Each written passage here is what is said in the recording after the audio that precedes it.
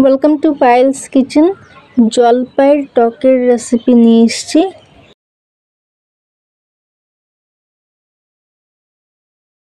কড়াতে জল আর 250 গ্রাম জলপাই অ্যাড করে 10 মিনিট লো হিটে বয়েল করে নেব।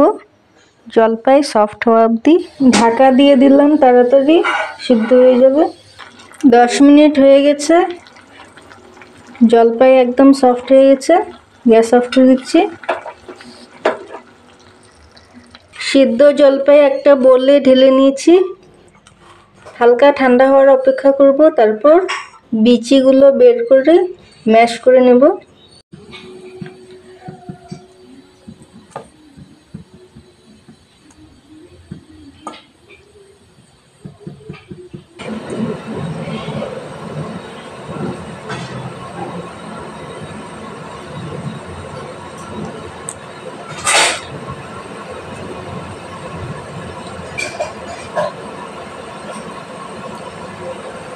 বিচিগুলো ফেলে দেবো।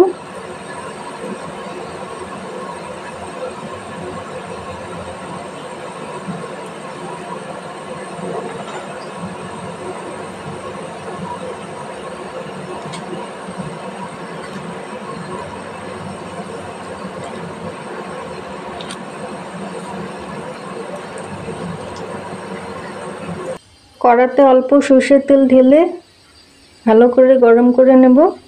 সর্ষের তেল ধোয়া ওঠা অবধি গরম করে নিয়েছি। হিট লো করে দিয়েছি, নয় ফোড়ন দিলে পুড়ে যাবে। এখানে 1 চা চামচ 5 ফোড়ন আর একটা শুকনো লঙ্কা ভেঙে রেখেছি, অ্যাড করে দিচ্ছি।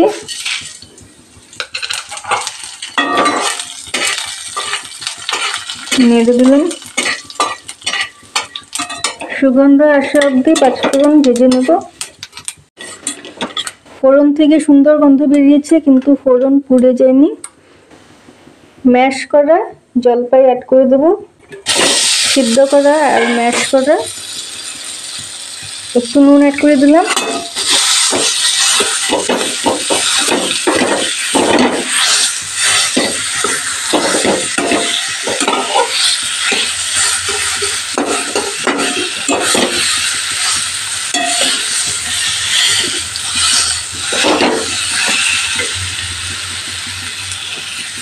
ওয়ান পিঞ্চ হলুদ গুঁড়ো,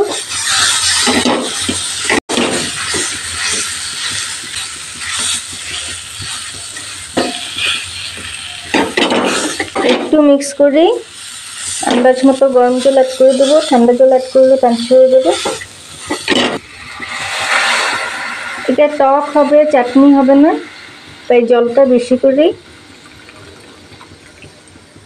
অ্যাড করলাম।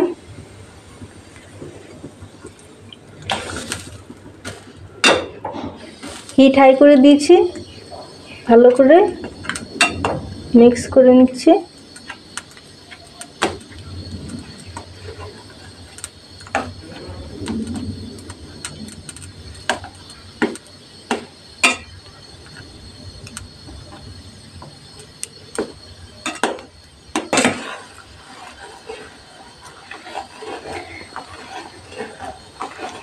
হাই হিটে 5 মিনিট ফুটিয়ে নেব, তারপর চিনি অ্যাড করব।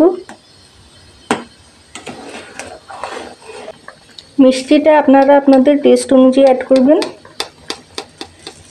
জলপাই খুব টক হয়, তাই আমি প্রায় একটা ছোট বাটির 1 বাটি মতো চিনি অ্যাড করলাম। পরে টেস্ট করে দেখে নেব, দরকার হলে আরও মিষ্টি অ্যাড করে দেব। চিনি দেওয়ার পর 5-7 মিনিট হাই হিটে বয়েল করে নিচ্ছি। আমি পরে আর একটু মিষ্টি অ্যাড করেছি, একটু বেশি টকটক লাগছিল।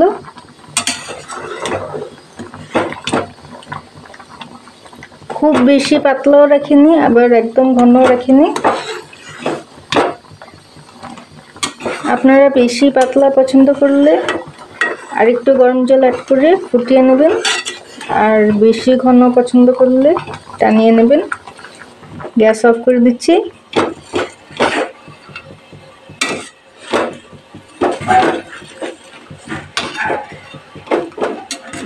একটু মিডিয়াম ঘনই রেখেছি। ঠান্ডা হলে আরেকটু ঘন হয়ে যাবে।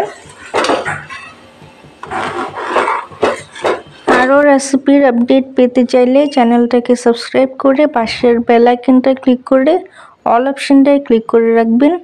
এতে কি হবে, আমি যখনই কোনো নতুন রেসিপি নতুন ভিডিও আপলোড করব সঙ্গে সঙ্গে আপনাদের কাছে নোটিফিকেশনস পৌঁছে যাবে। Thank you for watching.